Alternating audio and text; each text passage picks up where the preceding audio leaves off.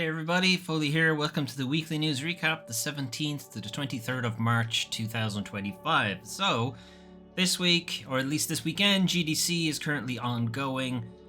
Well, by the time you are watching this, it's probably over anyway. There are a couple of showcases that happened over the week. And so first up, we're going to take a look at the Kind of Funny / The Mix showcase. There were a lot of games. It was about an hour-long showcase. I'm not going to get through all of them. I'm just going to highlight a couple of the new announcements that kind of looked interesting to me. So first one is Phase Zero.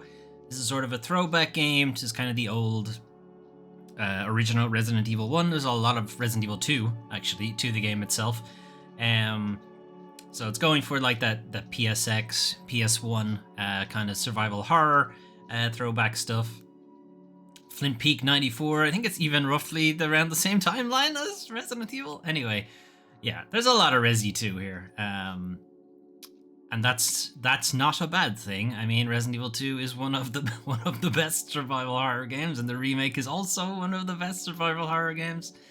So it's not a bad game to copy if you're gonna copy something. Anyway, I don't think we have a release date yet. I think it's kind of just talking about it, wishlisted on Steam, etc. Yeah, we don't have a release date. Anyway, demo coming soon for Phase Zero. Then a big tone shift, we got Bambas. So Bambas is a little bit baby steps, which you might have seen. We still actually haven't seen anything from Baby Steps in quite a while now, but the idea with Baby Steps was that you have complete control or independent control of your feet. So Bambas is kind of the same deal. You've got independent control of your feet here with your different shoes, and then it's kind of just like a sandbox, kind of just have fun in the environment. I think it's meant to be set in a kind of Mediterranean town, and you can just do like fun things, run along the shore here, try to climb this platform, you know, kick a ball down the street and stuff like that. It's really more its control scheme, as you can see there. The analog sticks and your triggers are independently controlling each foot.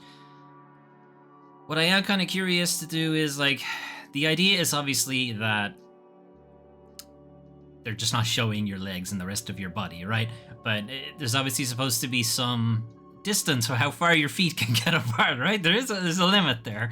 And he just directly stepped in shit there. Anyway, it'd be interesting to see what kind of restrictions are put onto that kind of thing. But anyway, that's Bambas. Again, I don't think there's a release date. I'm just going to skip to the end of the YouTube video.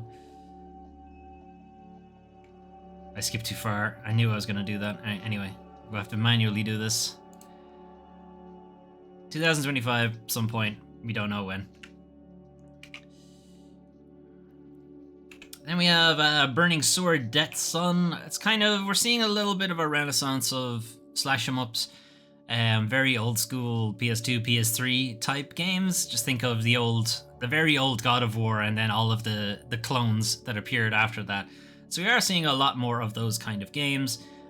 So this one, I've already forgotten the name of it because it's such a generic name, Burning Sword, something like that. Anyway, it's going with the, you know, I forget the name of it now, but like wire fu kind of thing. That kind of Chinese, like theatrical stuff. Anyway, it looks interesting. A lot of these games look kind of interesting until you really play them. So I guess we'll see what it feels like when you're actually playing it. Anyway, Burning Sword. I skipped ahead too far. Do we have a release date? No. Some stage this year. Some stage pretty soon as well, Q2. Okay, moving on. Again, kind of a throwback PS1 game. It's actually more of like a PC throwback game, really, than anything else. So, Labyrinth of the Demon King is kind of taking Japanese folklore and then taking like kind of very early. Okay, not too early. PC games. Like PC games in and around the time of the PlayStation. Okay, that's a very specific genre. Anyway, or a very specific window. Just think stuff like Kingsfield, I guess, or kind of like the early Elder Scrolls games. Maybe some recent things like Lunacid is kind of close enough to this kind of vibe, but it is clearly going for a horror element, very much Japanese folklore. A lot of the weapons that you're going to be seeing are like falling apart, rusty shit. but also still very much has a Japanese vibes to it. Everybody has a katana, that kind of thing. Anyway, Labyrinth of the Demon King, I think, is also a wish list now. Yeah, a lot of these are, as I said, I'm only talking about the games that are like new announcements. A lot of the other games that were shown off have like release dates and shit like that. Anyway. Total Chaos. So this isn't necessarily an announcement. Total Chaos has been shown off before. But I think this is one of the first like just full gameplay trailers that we've seen of the game in quite a while. I had tried to play the demo for Total Chaos, and for whatever reason the FOV was stuck on like crazy high, so everything was just fisheye, and I was like, I'm not playing this. This is ridiculous. Anyway, Total Chaos. I think the idea is you are washed up on this haunted ghost island or something. Kind of World War One, maybe World War Two kind of period. The weapons look like it's World War One. Anyway, that's kind of the deal. Something's gone wrong in this like old mining island, and you're here to figure out what happened. You lose most of your equipment, so you're having to, requisition things on site, and things aren't going well, and everything's trying to kill you. There's a lot of horrible shit there. There's one pretty cool scene in the trailer. See if I can find it. There's a bit where he goes into like this kind of really dark. So I think it's probably here now.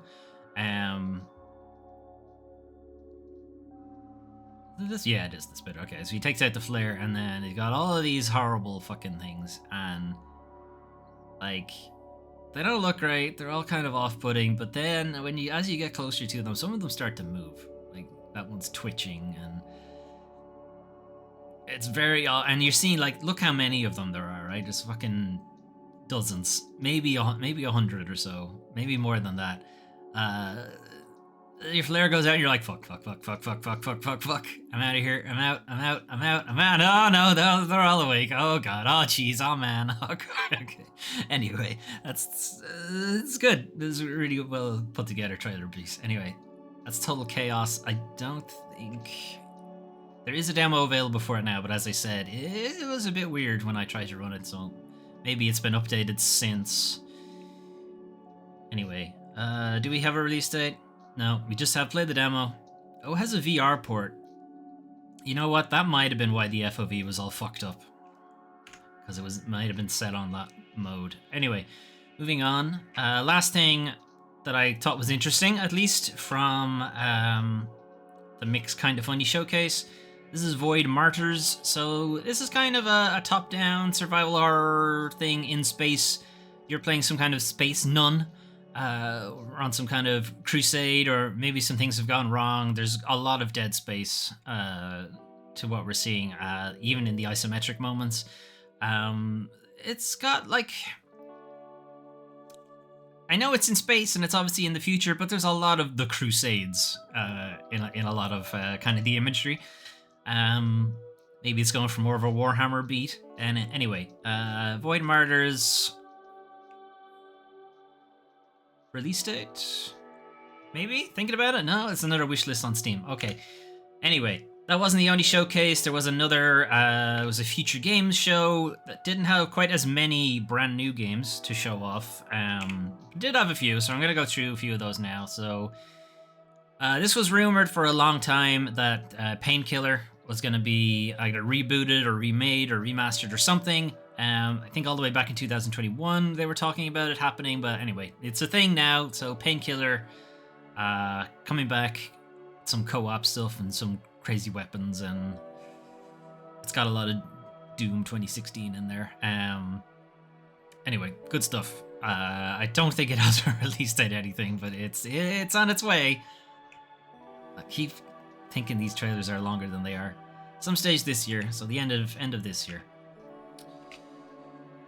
Animal Use Protocol we have seen before. I think it was last year at some stage. So this is the next game from the Brotherhood. Those are the developers behind Stasis, Stasis Bone Totem, and a couple of other things. You're playing an ape who has some sort of higher intelligence, and you're accompanied by this kind of mouse or this lab rat that also seems to have a Tamagotchi stuck in its arse. who can also talk. Their back and forth in the trailer is very funny, despite this kind of horrible shit that's going on in the game. I think I remember remarking on the original trailer that the weapon that we were carrying around didn't really look. It sort of looked like a gun, and then sort of didn't look like a gun. And I think kind of got a little bit of a better look into it now. It's more of a gravity gun, I think, is the deal. And I think the other deal is that you're not really meant to fight with it. It's really just for manipulation. Do you remember that the Stasis games, the games that the Brotherhood would have been better known for, are point-and-click puzzle games? So they're not really known for first-person shooters or anything like that. So this is a pretty big step up for them. So interesting to see how it goes, but their writing was always very good. And as I said, the back and forth between these two characters is very funny. Anyway, Animal Use Protocol. I think this is a wishlist now deal. I don't think it has a release date. Yeah, just wishlist now. Who knows when. I Hate This Place. So, I Hate This Place is a kind of video game adaptation of a horror comic book. As it says there, based on the popular comic book. The idea with I Hate This Place is it's a sort of, I think it's set like in the kind of 80s, 90s. And your character that you're playing here grows up seeing horrible things, and it's kind of dismissed as the overactive imagination, or, you know, you're just seeing things and that kind of thing. But as it turns out, no.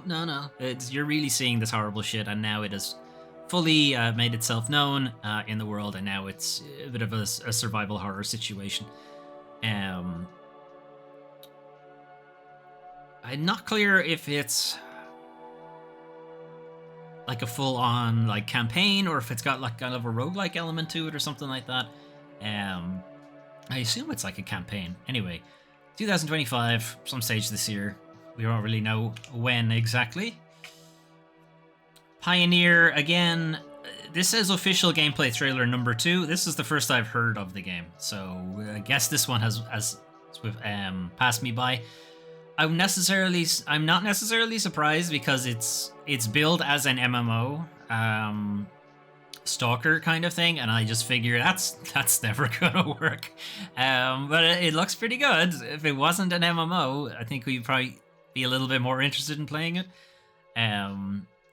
It's just when I hear MMO now, I just kind of hear live service garbage, really. And it's kind of maybe a bit of a disservice, because there are some very good MMOs out there, but that's kind of the vibe I'm getting. But anyway, Pioneer is effectively a stalker, massively multiplayer online type deal. And yes, it does look very, very good.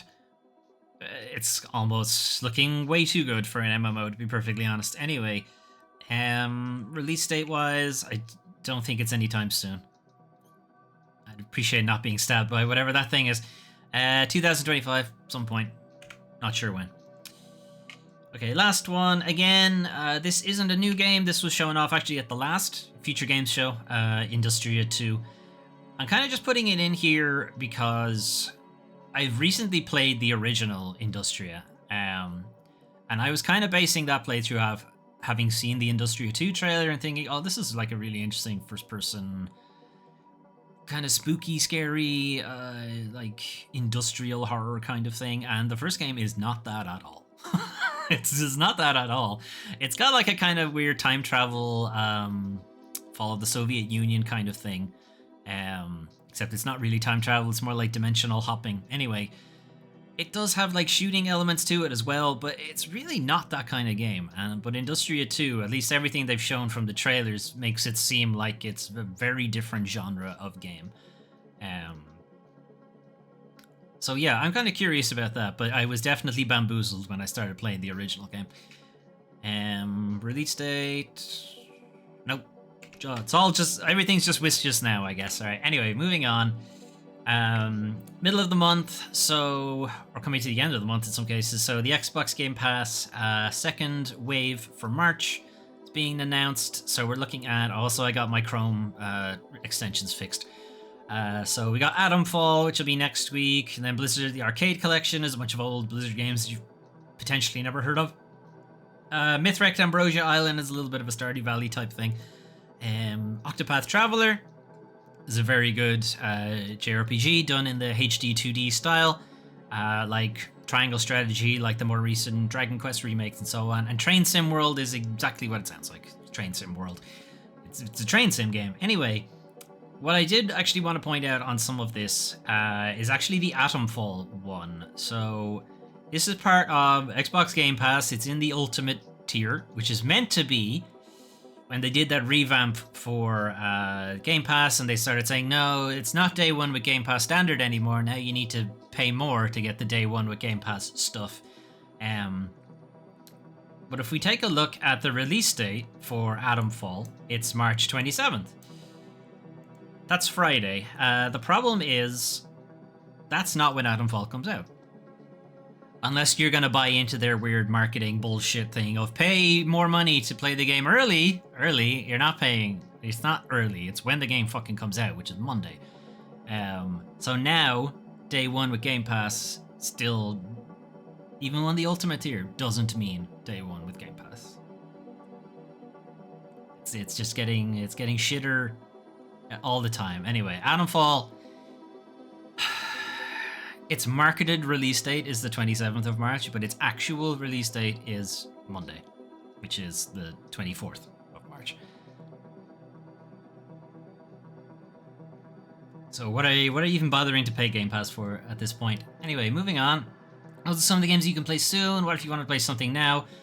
Well, finally, after a million delays, Assassin's Creed Shadows is out, and judging from all of the reviews, and that guy getting shot point blank in the face, that must have hurt. Anyway, it's pretty good. Judging from the reviews, at least. Some of the streams I've been watching, it does look like it's a lot of fun. The kind of dual protagonist is a little bit interesting because you don't actually get access to Yasuke, the samurai guy. It's like 20 hours of gameplay or something like that before he's available to actually play as, which is kind of nuts. Anyway, typical of the kind of newer Assassin's Creeds, they're going to be a long game. Like, it's about 60 hours or something to finish the game if you just focus on the main campaign and do nothing else. Assassin's Creed Valhalla was something like that, 80 hours. Assassin's Creed Odyssey is something around that point as well. So yeah, the newer Assassin's Creed take a very long time to beat. So 20 hours until you unlock a core mechanic of the game is ridiculous. Let's put it that it is ridiculous, but relative to the game's runtime, maybe not as big a deal. Anyway, it does seem like the extra time that they put in to make sure it was stable and any changes they made from playtesting and so on seems to have paid off for them. Does seem like it has been pretty well received. Whether that will stop Ubisoft from trying to break itself up and make a fake company and then funnel all of its IP into the fake company and then leave Ubisoft to shrivel and die while the new company takes over, I don't know if they're going to keep doing that. Who knows? Anyway. Also, we have, probably just for me, but Atelier Yumiya, The Alchemist of Memories, and The Envisioned Land as the next in the Atelier series, so this will probably be the beginning of another trilogy. We did have the Atelier Ryza trilogy. If you're not familiar, this is a pretty long-running JRPG series. The kind of idea behind it is it's like an alchemist game where you create a lot of... You have the general JRPG shenanigans of, attack and dethrone god stuff. Bunch of teens attack and dethrone god. That's still there. But the central game mechanic outside of the turn-based combat is mixing up like different chemicals to make your gear, mixing up different items. So a lot of it is, if you've ever played any of those kind of merging games that are all the rage on mobile, or any of like the old alchemy games or anything like that, it's just mixing and matching things to eventually brew up all of your equipment, and that's kind of the central fun part. Of course, they do have the unnecessary swimsuit pack and everything to go with it too, because of course it is an anime game. Anyway, that's Atelier Yumiya. We have Look Outside. So just looking at Look Outside, it mightn't seem like it's that big of a deal, because it is a RPG Maker game and they don't always have the best visuals and what have you. The central premise of Look Outside is there's some horrible shit going on outside. And the government has basically told you that everything will be fine in like 15 days. Just don't look outside. But if you do accidentally look outside, some horrible shit's gonna happen to you, and that's what's happening to all of these people. So the gist of the game is it's kind of a survival horror-y type game, but you're basically trying to survive the 15 days in your apartment complex, trying to avoid looking outside, and trying to deal with all the people who did look outside. And all the while you have the mystery of what exactly is going on outside that is causing all of this horrible shit to happen. I'm kind of digging it. Like, the premise is interesting, and then also the enemy designs are really good, like really good. Anyway, we'll see how it plays out for them. That is now available right now, and then the last one is a remaster. Xenoblade Chronicles X Definitive Edition. This is effectively the last Xenoblade game that was still stuck on GameCube, I think it was the original one. Anyway, so now the Xenoblade Chronicles Trilogy, 1, 2, and 3, and now Xenoblade Chronicles X are all available on the Switch, so you can get them all on the one platform. Xenoblade Chronicles X is a little bit of an outlier in the series. I think this one is set. So the kind of premise of Xenoblade Chronicles, I don't want to go into spoilers necessarily, but as you saw there on the name of the ship, it literally says United States on it. So Xenoblade Chronicles X is actually set in on Earth. Whereas Xenoblade Chronicles 1 and 2, I haven't played 3, so I don't know, but 1 and 2 are sort of like split worlds that may or may not have something to do with the real world. That's as far as I'm going to go with spoilers. All right, anyway. Also, I think there is like mech combat in Xenoblade Chronicles X. This is the one I haven't played. And as I said, I haven't played the third one either. Actually, I haven't played any of them. I was waiting for them all to make their way to Switch eventually. Anyway, so I'm going to have to jump on this at some point. But from what I've seen from the quality of life improvements and some of the changes they made for the remaster, it seems like it's being pretty well received. Anyway.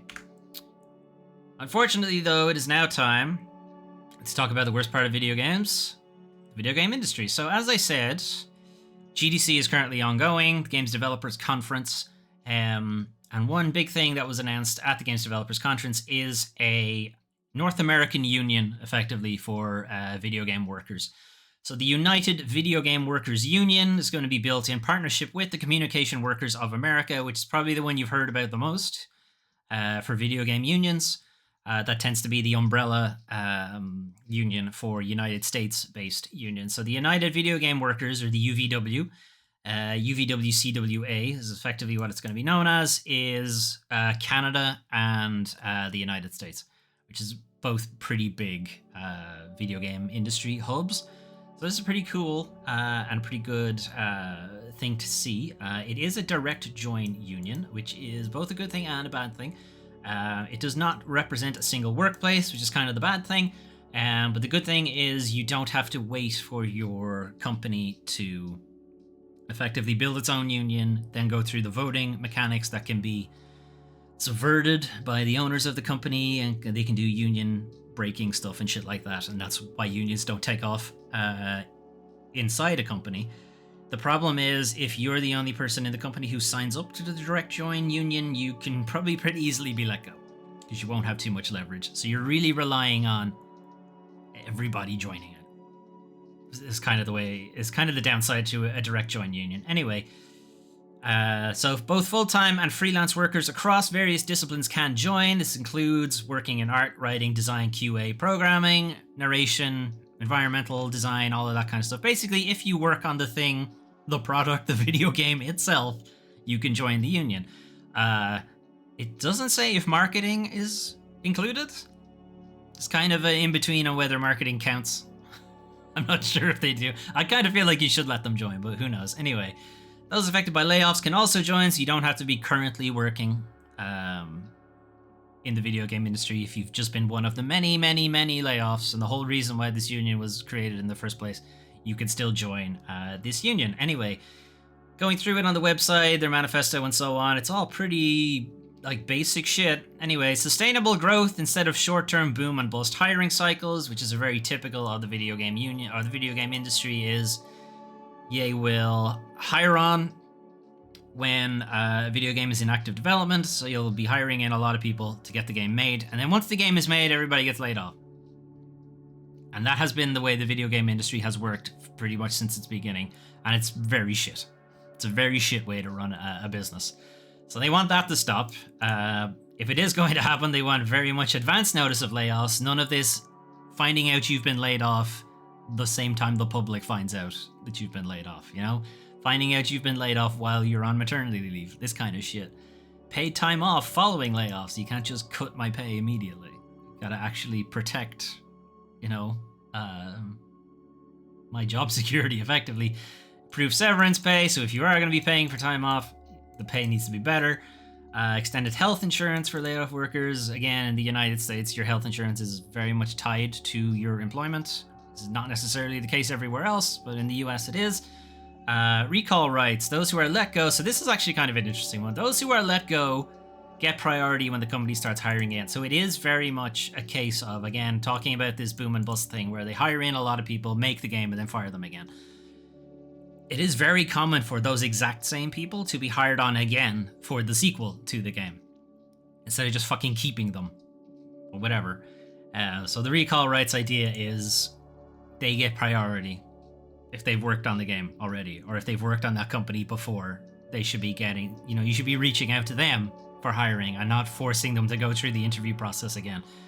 And worker control over decisions to use generative AI is an ongoing thing, even with video game voice actors, as we heard last week around generative AI. Same deal. They're all having the same problem, is that short-sighted men in suits thinking they can replace everybody with generative AI and the product won't suffer in any way whatsoever. Because of course, that's what's going to happen. Anyway, its first campaign is going to address the ongoing industry layoffs, which saw about 10,000 jobs lost in 2023 and almost 15,000 lost last year. There was another breakdown of those numbers I think it was actually in GDC this week as well, which is basically say that it pretty much boils down to 1 in 10.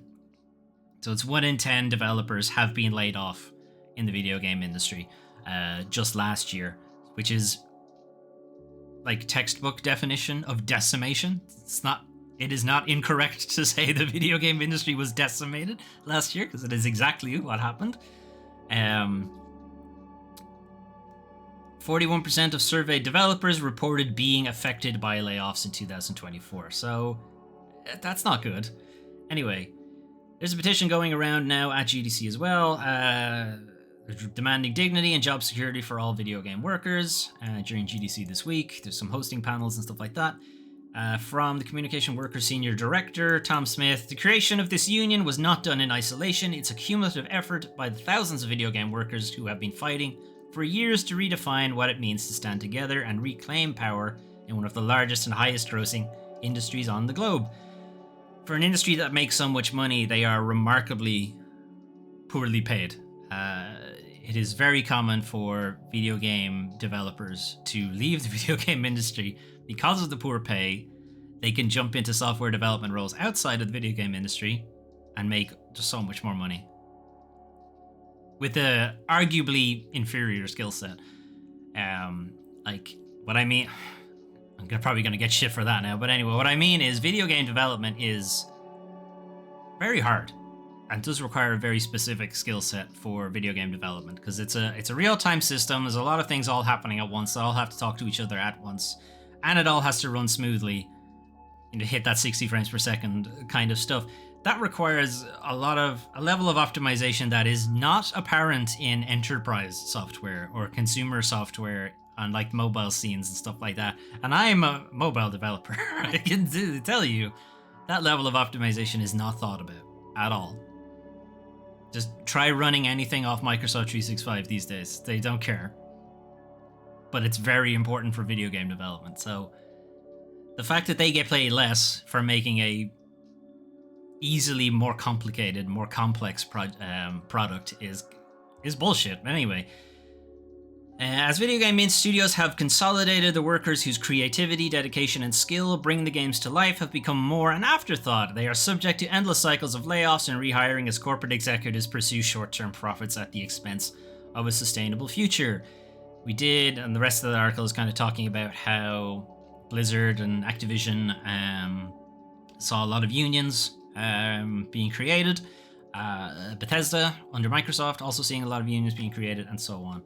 And that kind of thing. Anyway, but why would those unions be necessary? Because clearly the video game industry is a healthy and thriving thing. Anyway, no one was around to collect an award for a video game because they'd all been laid off. That's not a good look. No one was around to collect Life is Strange Double Exposure's award for social impact because of all the layoffs. So at GDC, they won an award for social impact. The problem was nobody in Deck 9 was around to collect it because so many of those developers were laid off. Deck 9 treated itself to 3 mass layoffs in the studio in the last 2 years. A lot of people have been let go from the company. Anyway, it was one of the only games where no one was present to collect an award. So this from narrative designer Elizabeth Ballou, who used to work with Deck 9. It's fitting that nobody was there to accept the GDCA award that Double Exposure won because we all got laid off. Lol. Anyway. They did eventually go on to point out that somebody did eventually collect the award, it just weren't there on the night. So members of the development team who were attending GDC separately, that's how bad it is. They were all let go, but they still attended it. They just didn't attend it as Deck 9. They had to attend it as individual developers. Anyway, did eventually manage to collect the award. But yeah, that's not a good look. Wins an award for social impact. There's nobody to collect it because they all got laid off. Woof. But no, the video game industry is so healthy. It's so healthy that it's... Well, in one way, I suppose this is a kind of a healthy thing. Anyway... Has a Harrison fired you lately? So this is an ad, effectively, for Journey to the Savage Planet, where they're taunting Phil Harrison, who was formerly their boss with Google Stadia. So a little bit of this requires a little bit of knowledge of effectively what happened to the developers of Revenge of the Savage Planet and Journey to the Savage Planet and so on. So they were acquired, I think, in 2019. As one of the very few first-party developers for Google Stadia. Everybody remember Google Stadia? Cool, you shouldn't, but anyway. Phil Harrison was hired on by Google in 2019 to become Vice President and General Manager of the division, the Google Stadia division. In 2019, they acquired the studio, acquired a couple of other studios, and then in 2021, they just let them go. Right after the game came out, I think. Like, almost immediately after the game came out, they shuttered the studio. Google eventually closed all its internal Stadia game development teams in 2021, with Phil Harrison saying he believed that this move was the best path to building Stadia into a long-term, can't keep a straight face, sustainable business that helps grow the industry. How'd that work out for you, Phil? How'd that work out for you? Anyway, the video game industry is very healthy. It's very, very healthy. Anyway. Helldivers 2 boss says industry doomed to unnecessarily brutal layoffs while chasing after the Battle Royale. So this is really more of just a follow-up on what the whole reason there's a union in the first place, but it's actually... It kind of serves as a little bit of a history lesson for people who may be new to video games, who have only started paying attention to the industry in the last couple of years or whatever. But this isn't new. This boom and bust thing. What's new is just the scale of it. Like, this number of layoffs is new. But the boom and bust stuff isn't. The trend chasing isn't new. And it's all because the people making those decisions don't play video games. All they see is number go up. Anyway, so this is from Johan Pilstedt, Helldivers 2's creative director, who is somewhat controversial, some of the things he says, but I think for the most part he kind of gets it right. Anyway, the current spate of video games industry layoffs are unnecessarily brutal. So he's speaking today at GDC, today being Wednesday, I think. Anyway, so Pilstedt put the blame for layoffs on the decisions made by the company bosses that they should chase industry trends such as yet more battle royales, just because a big few have become successful. And we saw this arena shooters, right? We got those kind of 5v5 things because Overwatch did well. Then we had everybody jumping on the Battle Royale wagon because Fortnite and PUBG did well. Then we had everybody jumping on the MMO wagon because World of Warcraft did well. Then we had everyone jumping on the fucking military shooters because Call of Duty did well, and so on and so forth. All it leads to is shit games, quite frankly, because you don't remember the also-rans. They don't get anything. The bandwagon has sailed. There is no bandwagon. It's one game that did really well. That's it. That's all it was. Anyway, Billstack continues, the video game industry needed to take more risks and simply make a wider variety of games. It's just something I have been saying for a very long time, and I am not the only person who says that. You need to make more and different games, rather than following the trend. Anyway, we will always go through the cycles of death and rebirth, but now that cycle is unnecessarily brutal because we don't diversify enough. We need to make more types of games because people are playing more than ever, and still we are unable to stay in business. It is ridiculous. The video game industry has gotten bigger. Just every year, on year. More people are playing, more money is coming into the industry, and yet somehow studios are still getting shut down, people are still getting laid off. Somehow they're still not making enough money. And it's because, well, one, executives are paid way too much money, but the other thing is you're all chasing effectively the same game and just making slight tweaks on it. You're just making Fortnite again, but making a slight tweak on it. You're just making Overwatch, but making a small tweak to it. I'm just gonna play Overwatch. Well, I'm not, because I don't like those games. But the people who are already playing Overwatch, guess what? That's what they're playing. Until Blizzard fucked it up. But until then, that's all they were playing. The people who were playing Fortnite, they're still playing Fortnite. They haven't changed. All the attempts to try to unseat it have not happened. All the attempts to unseat World of Warcraft didn't happen. It stayed on top. Arguably, maybe Final Fantasy XIV competed with it, but you have to remember, when Final Fantasy XIV came out initially, it flopped big time. Like, it took a kind of unprecedented step from Square Enix for them to pull it and retool the game and bring it out again. Like, that doesn't happen. What happens now is the studio just gets fucking closed. Concord. You know, like, that's what happens. Anyway, a lot of publishers, and I'm sorry, my dear publisher friends, try to play it safe by taking safe bets, but one thing that I can guarantee is that those safe bets are a death sentence for the studios that try to make it. So, like, publisher takes the safe bet, probably makes maybe a small bit of money out of it, gets to keep their job. But the developer that made it doesn't get to keep their job. They get laid off. The safe bet thing you're seeing with why everyone's complaining that all films nowadays are remakes or reboots or superhero things and stuff like that is because they're not taking any risks. It's the same with video games. It's the exact same problem. We have a convergence problem in the video games industry. Minecraft is doing well, Battle Royale is doing well, live services is the next big thing. All the developers move into the same position to compete for the same niche. There's only so much space, and arguably that space is already taken up. Again, nothing unseated Minecraft. That's still the de facto one of that kind of game. Nothing unseated Fortnite. Now, arguably Fortnite unseated PUBG, but that's because PUBG just refused to actually develop anything and wanted to stay a beta forever. Or also arguably Fortnite itself, when it came out, was trying to be Minecraft. I think a lot of people forget that part, that the reason it's called Fortnite is the whole thing is that you build a fort and then you defend it at night. Fortnite. That was why it was called that. It was meant to be a Minecraft clone. With guns. And it did shit. And it wasn't until it changed to be a Battle Royale that it did okay.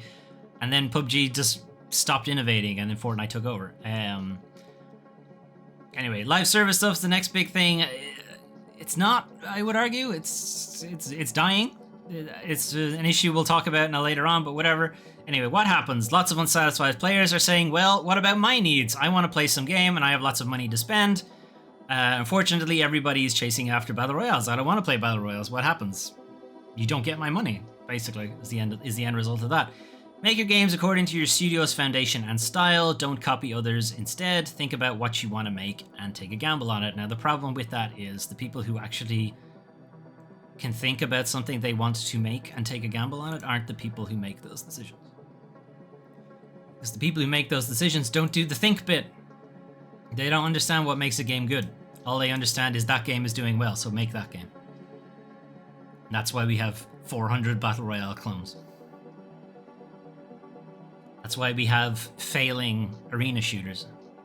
Speaking of failing arena shooters, Star Wars Hunters shuts down after 9 months, or 9 months after launch. Even fucking Star Wars can't keep up with it. Anyway, so it was released. This is somewhat debatable, but anyway, it was released to everybody on the 4th of June 2024. It's available on now. This is another way where they kind of shot themselves in the foot, but it's available on Switch, iOS, and Android. Like, why wasn't this on PC? Why wasn't this on PlayStation? Why wasn't this on a bunch of other things? 90% algorithm and 10% original ideas. Yeah, that's the problem. It's not even algorithm. They just look at quarterly numbers and they sort by highest quarterly numbers. Oh, it's Fortnite again? Cool. Let's keep trying to make Fortnite. That's it. That's all the thinking that goes into it. Not, hey, PS1 games are seeing a renaissance. Let's do something there. PS2 games are seeing a renaissance. Are there any PS2 games that people really liked and maybe we can make a version? No. Anyway. Anyway, it's going to be shut down it's going to be shut down the 1st of October. 15th of April will be its last content update. I did think this was pretty funny from Zynga, though. Thank you for your incredible support and for being part of the world. Thank you for your incredible support. We're shutting it down in less than a year. Thank you for your incredible support. Your passion and dedication to the game and its community have meant the world to us. Unfortunately, your money meant a lot more, and you weren't spending enough of it. So we're shutting it down. Anyway. Before First Santa Claus with Tim Allen. That's what it reminds me of.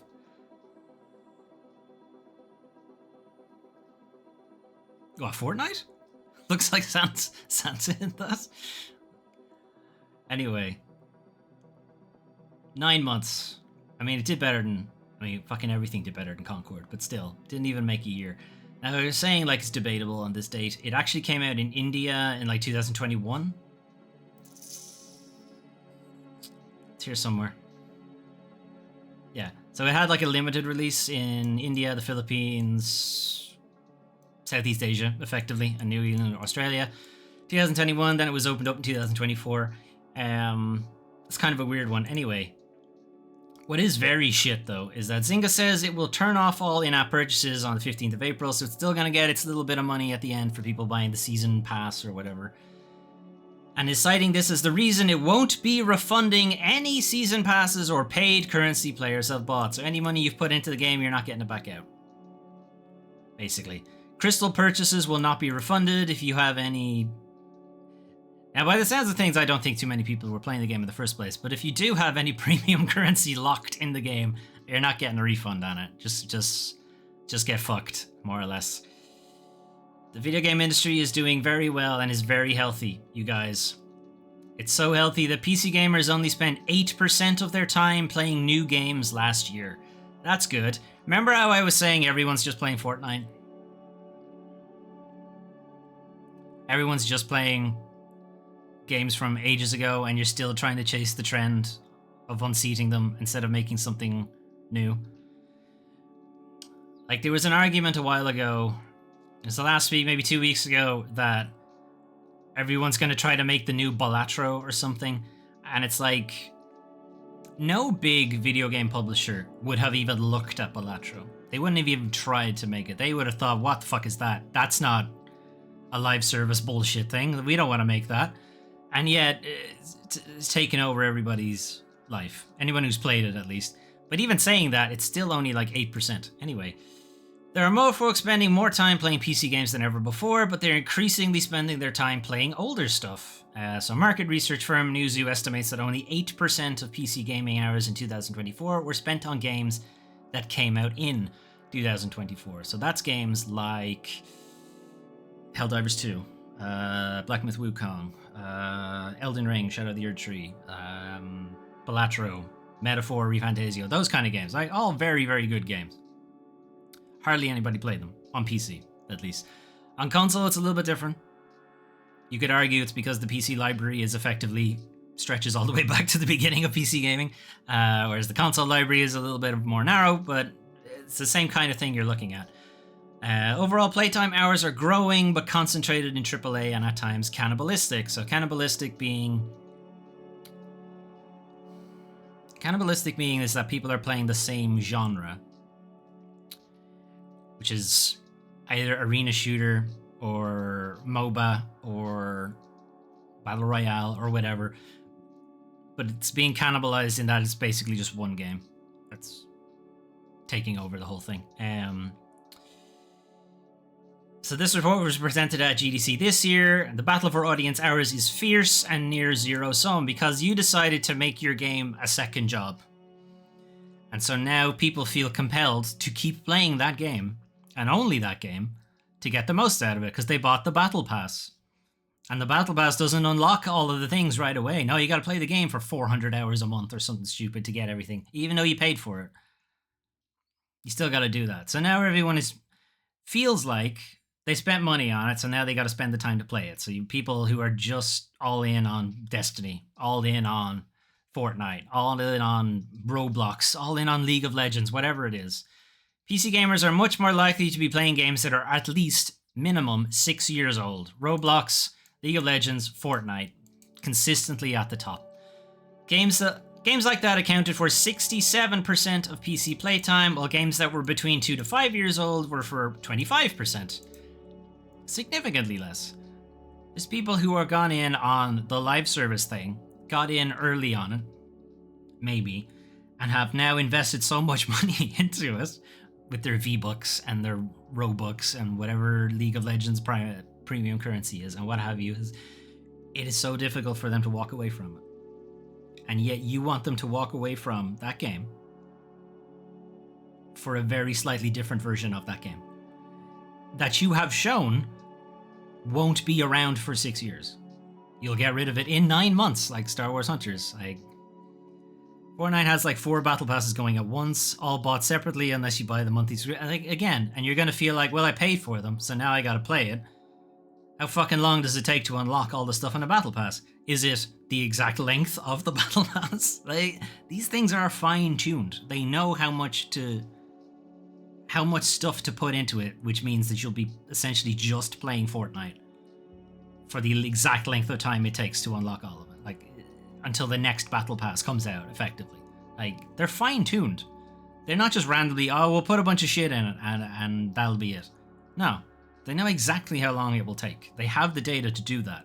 It's really frustrating that there's incredible, psychology manipulation going on that could be done for the greater good, get people to maybe recycle more, get people to maybe take public transport more, etc. No, we're going to use it to make you spend too much money and too much time playing fucking Fortnite. That's what we're going to use it to do instead. Or playing Helldivers, or playing whatever. I say Helldivers, there's only 8% of people playing it. It is quite clear that when the live service trend started, people did get into it. People did enjoy it at the beginning because you were getting new shit all the time. There was a time when, early live service games, you were getting new content drops every month. And people thought, oh, that's great. It's effectively a new game almost every month. This is incredible. I love playing this thing. I'm going to invest time into it because they made it free to play, right? So I'm going to give it back to the developers. Now you've invested so much money into it. It is like walking away from a really good investment.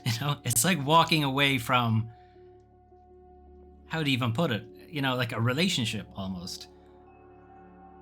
To go play something that's Fortnite with an asterisk. You're not going to do that. You're just not going to walk away. And so many video game publishers think you will. They think you will. They think you'll do that. Or they think you'll play both games without realizing you do not have the time to play both games. The Battle Pass requires me to play Fortnite all fucking month. I cannot play anything else. It requires me to play League of Legends all the time and get really sweaty. I don't have the time to play your other bullshit game. And then you'll complain and say nobody played it and you'll shut it down within 6 months. Now you're surprised why nobody jumped over to your game.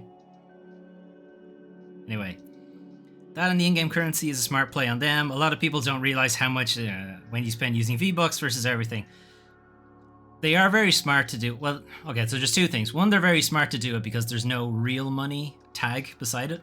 All you see is 200 V-Bucks. I don't know if 200 V-Bucks even gets you anything, but let's say 200 V-Bucks gets you something. You're not seeing that it's actually this many dollars is how much you're spending, you know. There is legislation coming in some European countries for them to do that, to be forced to do that, to put both the premium currency number and then in brackets, this is actually how much it's worth in real currency. But obviously you're going to fight really hard against doing that because it's a psychological manipulation thing. The other side of it is they can't have the V-Bucks or your premium currency actually be worth any money, because they can then be taken to court for things not being, you know, the value, getting the exact value of things back anymore. So this kind of in-between currency is also a kind of legislative, legal thing to get them around that kind of thing. It's also why when you spend your V-Bucks or spend your foot coin in FIFA or any of that kind of stuff on randomized elements, on loot boxes, on gacha pulls, on any of that kind of stuff, it's gambling. And we can all recognize it as gambling, but because it's not real money, it's fake premium currency shit, it's technically not legally gambling. So they can't be done for that. And they can't be seeing considerably more oversight on their game because it would be gambling in that sense. So that's the other reason why the premium currency thing is there. There's both the psychological manipulation that you don't know how much you're really spending, and then there's also the legal protection from them, that it can't be considered gambling. Which all seems like really good things that should be in a thing you're doing for fun, right? Anyway, PC gamers are more likely to be playing games that are at least 6 years old, smaller percentage 2 to 5 years old, and a very, very small percentage of games that came out in 2024. This trend appears to be getting worse. There was a similar report that came out last year that was talking about games for 2023. And the percentages are worse, basically. It's essentially people aren't playing new games. They're all hooked into the old game that they've invested so much time and money into at this point. So there's a bit of an editorial thing here, but I thought it was kind of interesting. So imagine taking the 100 best games of the past 25 years. Most of those games didn't come out within the last 6 years. That is kind of an interesting way to look at that. I'd be a little concerned if the 100 best games of the past 25 years had all come out in the last 6 years, because that would mean the industry had stagnated for a very long time. The fact that it's spread out is kind of a good thing, I would argue. But the problem is, there's so much... The problem is, right, if you look at that from a film standpoint, right, or a TV show standpoint, or a book standpoint, or a music standpoint, or whatever, and you said, imagine taking the 100 best films of the past 25 years, and most of them didn't come out in the last 6. Like, arguably that's also true, but the thing is, those films aren't still playing, you know? There's no cinema that's still running Avengers Endgame, or a good film. I can get shit for that. It's fine. It's a fine film, but whatever. That are still playing those films in cinema and still getting box office tickets for it and stuff like that. There's no music track that is still in the top 10 charted plays or whatever on Spotify or whatever you want to look at in the last 25 years and so on. Like, nothing is sitting up there at the top.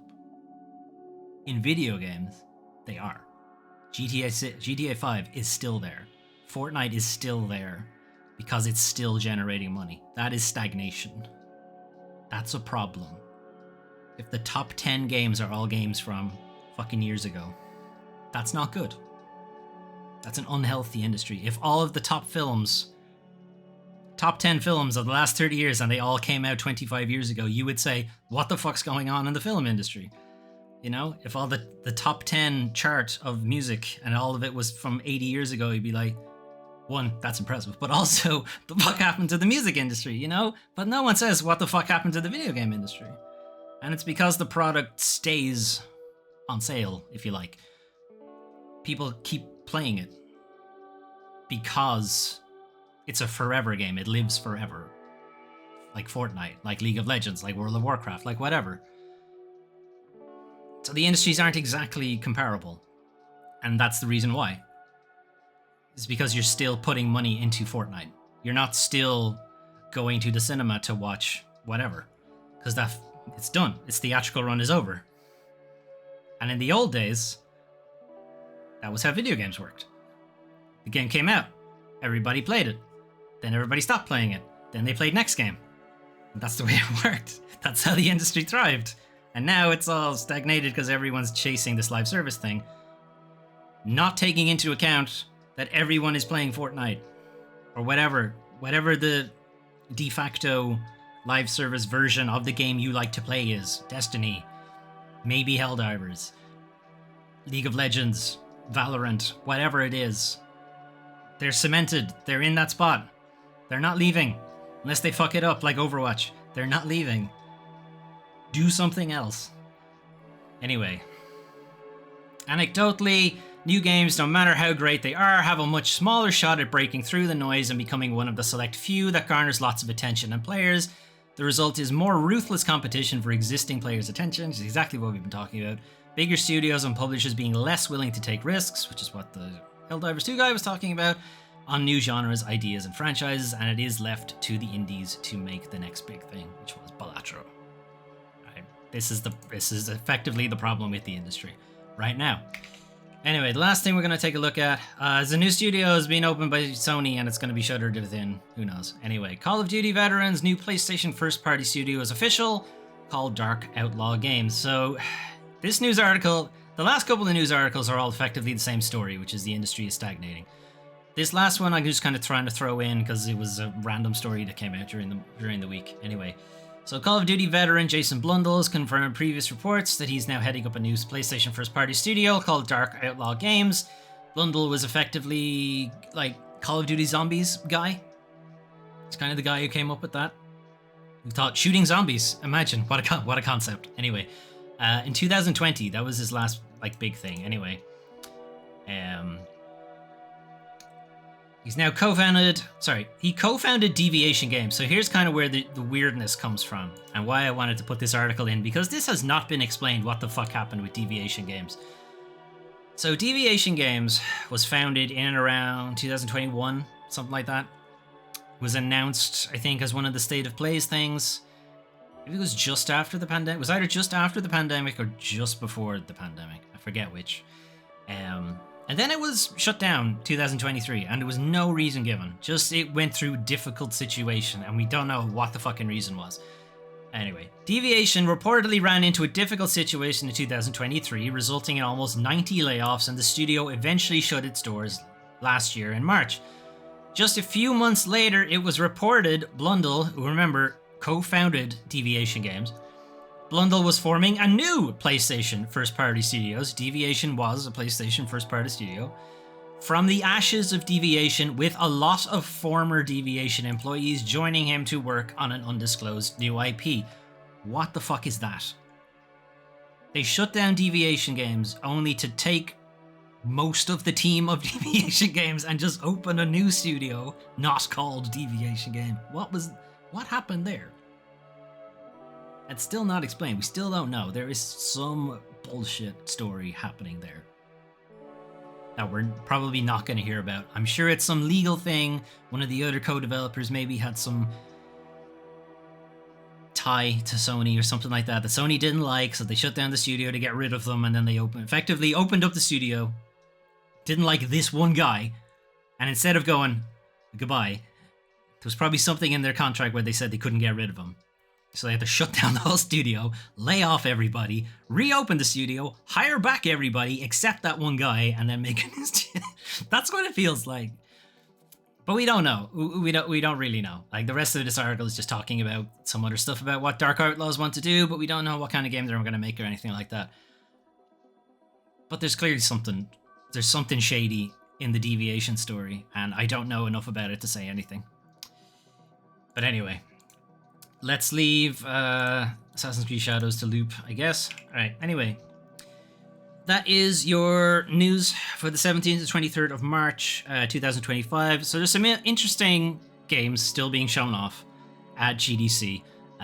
We saw some stuff out of the Mix Kind of Funny showcase. We saw some stuff out of the Future Game Show. A lot of it is wishlist now. We don't have a release date, or it's this year at some point. I only picked out a couple of games that I thought looked interesting, and they were games that I hadn't seen before. But there were a lot more games shown off in those showcases, so do check those out. They're about an hour long each. There's a lot of games kind of packed up into them. We were looking at the Xbox Game Pass second wave for March and kind of highlighting how their whole day one on Game Pass thing is kind of a lie. Now, like, when the Game Pass thing started, it was a good idea. It was a good deal. You know, it was a very good deal. In fact, if anything, it was a huge loss leader for Microsoft. Like, I feel like they lost a lot of money on Game Pass. Anyway, then they changed it so that you had to buy the more expensive Ultimate tier to still get the day one on Game Pass stuff. And now that kind of deal is not true anymore, because so many publishers are starting to do that. Pay more money to play the game early.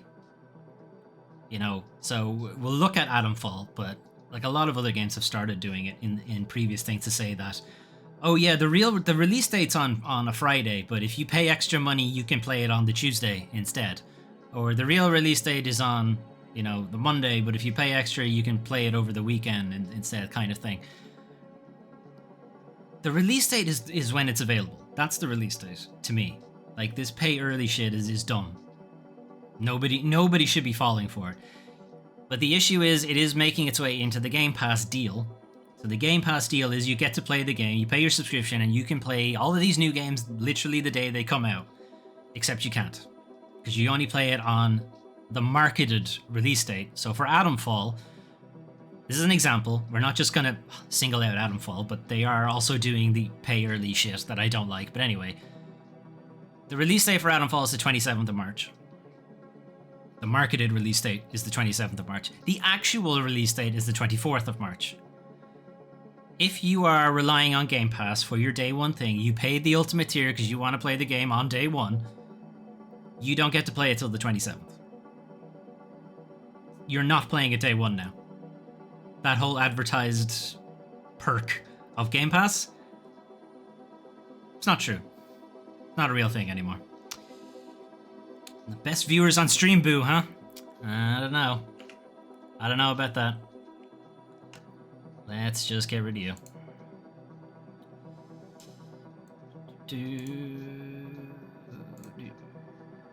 I have to fucking log in? What? How am I not logged in on my own channel? Okay, alright, we'll get to that later. Fuck it. Anyway, ignore that guy. Anyway, moving on. New releases. Assassin's Creed Shadows is doing pretty well, by the looks of things. Telia Yumiya, JRPG alchemy thing. I like them, but they're definitely an acquired taste. I will agree on that. Look Outside looks like a pretty cool, interesting horror game. It is an RPG Maker game. Not everybody likes those kind of games. They feel a bit dated, sure, I get that, but it does look pretty good. And then Xenoblade Chronicles X. The definitive edition is effectively the final Xenoblade Chronicles game to make its way out of the prison that is, I think it was a GameCube game. I may be wrong. It might have been a Wii game. So now all of the Xenoblade Chronicles games are all available on Switch. That's pretty good. Play them all on one space. And then we all had that big talk about the games industry stagnating. Anyway, that's it from me for today. I'll hopefully be back before next week, and we might do some streaming. As I said, personal life shit is just getting in the way a lot of the time.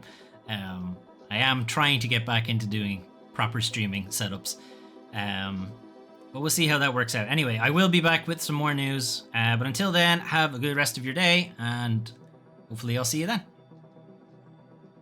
Bye-bye.